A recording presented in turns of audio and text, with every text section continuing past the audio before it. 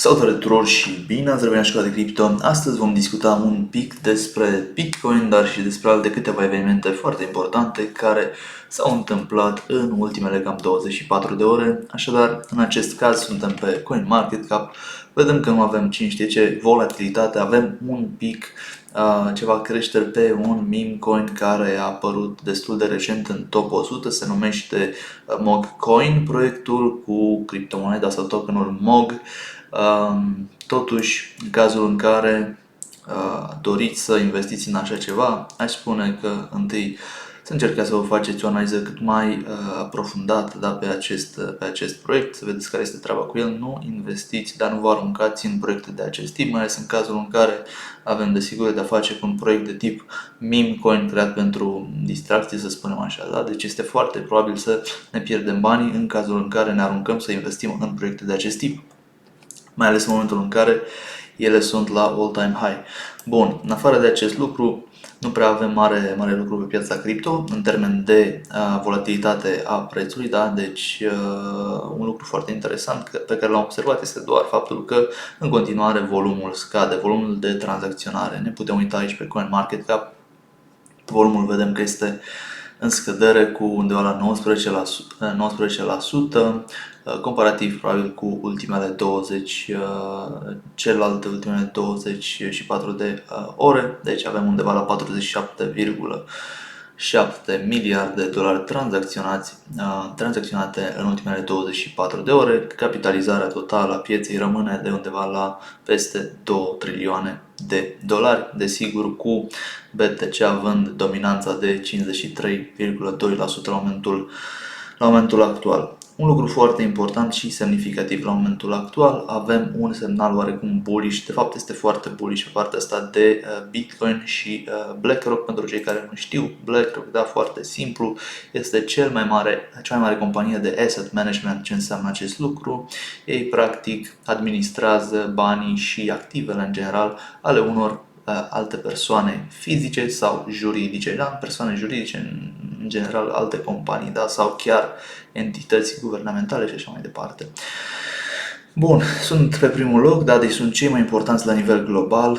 Aici, dacă ne uităm pe această listă, se află pe primul loc, da? Cu undeva la 9 trilioane de dolari în gestiune.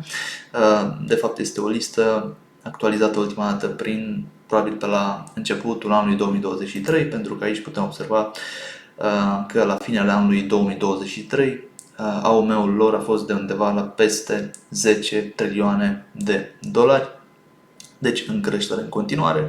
Și care este semnalul bullish în legătură cu Bitcoin, da, dat de către cei de la BlackRock? Păi știm în primul rând că aceștia au un ETF Bitcoin, da, și desigur că își doresc să pompeze cât mai mult prețul Bitcoin în viitor, da, ca să poată și să își tragă, să vândă din când în când ca să-și poată recupera bani și să facă și ceva profit pentru clienții lor, desigur. Așadar, la momentul actual, de exemplu, în acest video îl avem pe Jay Jacobs, care este practic, să spunem așa, șeful departamentului de ETF-uri active, da, pe care l-au cei de la BlackRock pentru Statele Unite ale Americii. Și ce ne spune acesta? Ne spune faptul următor: Bitcoin este un activ în curs de dezvoltare, este doar o zecime din mărimea pieței de aur, mă rog, are capitalizarea de piață, da, de o zecime față de capitalul investit în aur. Da, deci este încă la început, ne spune, este un asset în dezvoltare, desigur aici putem avea volatilitate destul de crescută, dar acest asset poate fi un hedge destul de bun pentru investitori, da, împotriva instabilității geopolitice pe care o avem la momentul actual, da, cu războaie, da, pandemia în trecut și așa mai departe. Bun, deci avem semnal foarte, foarte bullish.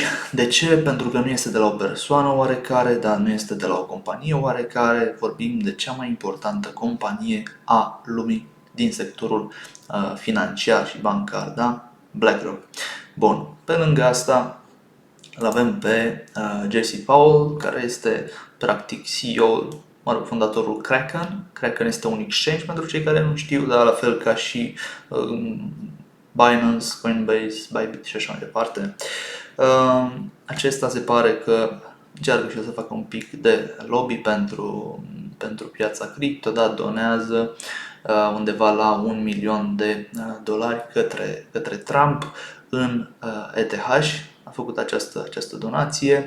Desigur știm că în trecut și nu în trecutul foarte îndepărtat, ci acum de curând, și frații Winklevoss, da, cei care dețin exchange-ul Gemini, care activează în mare parte doar pe piața din Statele Unite ale Americii, acolo au ei marketul, acolo e piața lor principală în care activează, da? Deci majoritatea utilizatorilor activi ai lor sunt din Statele Unite ale Americii și aceștia, da, au dat undeva la $1.000.000 fiecare către campania electorală a lui Trump, da, pentru a sprijini acea campanie electorală, da, pentru că știm cu toții că în general Trump are anumite politici mai, să zicem așa, prietenoase cu partea asta cu sectorul financiar, cu sectorul de banking, chiar și cu piața cripto și așa mai departe, pe când Biden, cel puțin, după cum am văzut în ultimul său mandat, a avut legislația pe care a creat-o și lucrurile pe care le-a făcut nu au favorizat foarte mult, să spunem așa, piața cripto. Bun, în general, din păcate, Trump, cel puțin proiectele sale pe care le are în general, fac bine economiei pe termen scurt, dar pe termen mediu și lung, din păcate, nu. Iar în cazul președinților care au făcut parte din partide, dacă ne uităm un pic în spate, din Partidul Democraților, da, să spunem așa, au avut efecte ok pe termen mediu și lung, dar pe termen scurt, da, nu a mers totul chiar atât de bine. Acum, pe noi ne interesează partea asta de cripto, deci dacă este Trump, este ok. Nici cu Biden nu a mers foarte prost. Am avut chiar recent acest început foarte spectaculos, dar acum câteva luni de bull market, care va continua și în acest an, dar și în anul următor. Deci, actualmente se face foarte mult lobby, da? Și este foarte ok pentru noi, pentru cei care suntem în piața cripto. Totuși ar trebui să ne gândim un pic și pe termen mai lung la economia și la cum se va dezvolta lumea, da? Dacă tot mergem pe acest trend, da? De economie și de, să spun așa, avantaje pe termen scurt și apoi pe termen mediu și lung rămânem pe mai vedem noi ce facem. Da?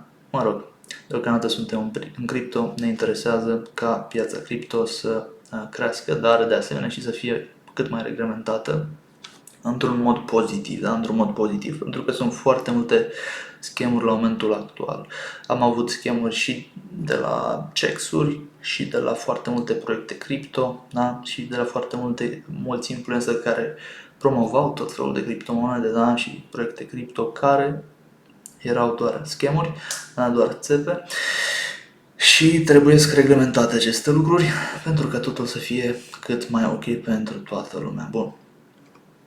Acum avem și Bolivia care practic renunță la, să spunem așa, banul, da? Deci la ducerea în ilegalitate sau interzicerea Bitcoinului, da? Și actualmente a eliminat, da, această interzicere, da? Pentru cumpărarea de Bitcoin și tranzacțiile cripto în general, iar la momentul actual s-au întors de unde au plecat în 2020, da? Și anume acum se pot face tranzacții în cripto prin bănci și în Bolivia. Bun, cam acestea sunt lucrurile care se întâmplă în momentul actual și care sunt foarte importante.